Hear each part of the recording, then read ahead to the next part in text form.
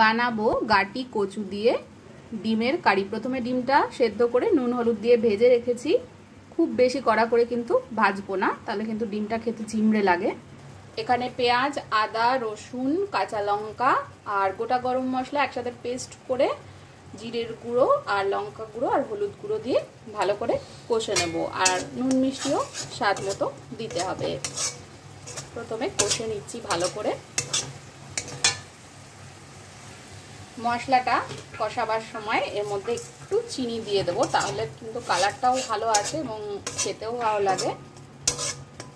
যতক্ষণ না তেল ছাড়ছে ততক্ষণ কষিয়ে নেব। এরপরে দিয়ে দিলাম স্বাদ মতো লবণ আর চিনি দিয়ে মশলাটা কষিয়ে নিচ্ছি। মশলাটা শুকনো শুকনো হয়ে এসছে।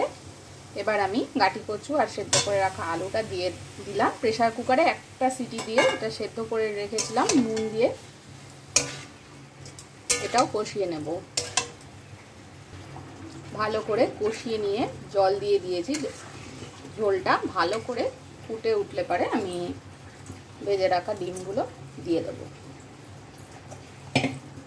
তারপরে 3-4 মিনিট ফুটিয়ে নিলেই কিন্তু গাটি কচু দিয়ে ডিমের কারি একদম রেডি হয়ে যাবে গরম গরম ভাতের সাথে খাওয়ার জন্য।